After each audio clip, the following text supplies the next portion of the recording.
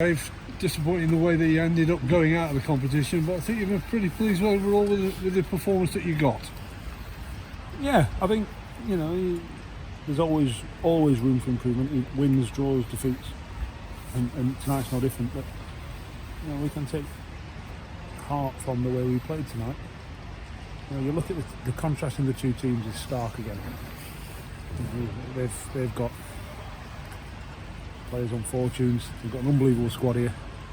It's the hardy straw, top of League One, and we've come and given them a right good game. And it was, I think, the first half of that second half they were on top, and I thought we had the best chance in the first half. And then the sort of last 20 minutes there was not much in it really. And then it's cruel to go out on penalties, but I think we gave a real good account of ourselves tonight. I think there were some tired legs at the end. But it's a great game for a lot of our young boys. I don't think what the average age of our squad was, our team was tonight. I'm sure Porter put it up a couple of years, but it's a terrific game for them, and it was a good performance. I was pleased with them. It's cruel to go out, but to come here and, like I say, play against the team that Grant's put out and the squad that they've got, and taking those penalties was pleasing, really. I have to say, nobody wants to lose a game of football, certainly not on penalties. But there was certainly a lot better and more better performances than there was against Shrewsbury in the last group game. That's for sure. So, an improvement for some, and I'm as happy as I can be in defeat. Of course, he couldn't do much more, could he, Dave Richards? He made a few telling saves in the 90 minutes and produced two saves as well. I suppose when he saved the first one, he thought it might be your night again. Yeah, I blame Owen Dale because he went, he's brilliant at penalties. Shut up. No, listen, he relishes them opportunities. He relishes them challenges, and he's brilliant. When the strikers are doing the shooting session, he's always ribbing them. Go on, have another go, and all that. And that's a terrific character to have. And he's, saving 2 out of 5. He'd say he's done his job. But listen, on another day, we win the penalty shootout. Disappointing. But listen, I'm not going to stand here and criticise the lads who have missed the penalties. They've had the courage to stand and run up and take one. But they might get some ribbon off the boys for chipping it over the bar or whatever, or stuttering on the way up or whatever they might be. But listen, it is what it is. It is what it is, and we pick the bones out of it and go again Saturday. Were the 5 that you sent out were the ones that you'd named, and they knew they were on it? Yeah. I asked them, who wants one? 5 hands. Kirky on number 6. I said to us, right, there's 4 left, if you like. Trigger, there's 3 lads. I said, look, if it gets to that, you'll have to sort it out, you 3 between you, along with Trigger.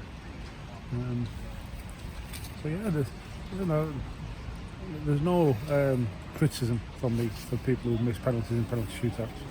Was it a testament to the way they played? And you said the 25 minutes probably that second half, the first part of it, they struggled to get back in the game, but they came on strong. Was that a testament to why you didn't make those substitutes? I know you'd have one eye on Saturday, but you thought there's nobody absolutely hopeless that you can't see out the 90 minutes. I'm not sure many teams would come here and play and stick to their principles for 25 minutes under a real high press. Hull really get after you, and we stuck at it, and then in the end come through it.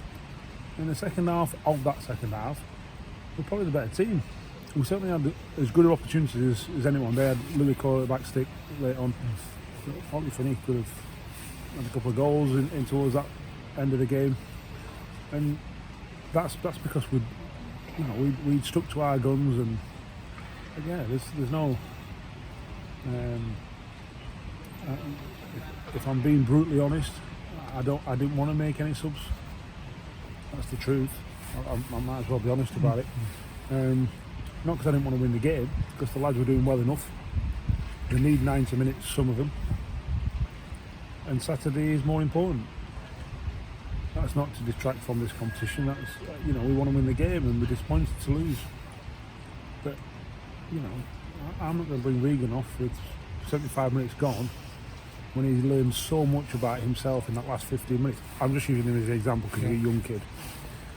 To really drag a performance out of him when Regan Slater's still trying to run past him in 85 minutes or 90 minutes. Just stick it, come on, really grit your teeth, pal. And he deserves huge credit for it, for example. And there's lots of others, you know, Regan. Rio, Travis, for example. There's two more. You know, they've got to really, Billy. Oh, Billy was good. You know, they've really got to drag performances out themselves when it's getting tough. And it was tough for the first half of that second half. But then they got themselves through it. That's character building. I don't want to give them an easy way out by putting Tom Lowry on the pitch or Harry Pickett or whoever. I think that sets them back in their development. Because when the going gets tough on Saturday at Northampton and they're playing, they've got to stand up to it again, for example, or whoever it might be, Plymouth or whoever, you know, Fleetwood, doesn't matter. They've got to go, I've gone through this at Hull away and I know exactly what it is. Does it mean they're going to get through it again? And don't know. It's a different game, different day.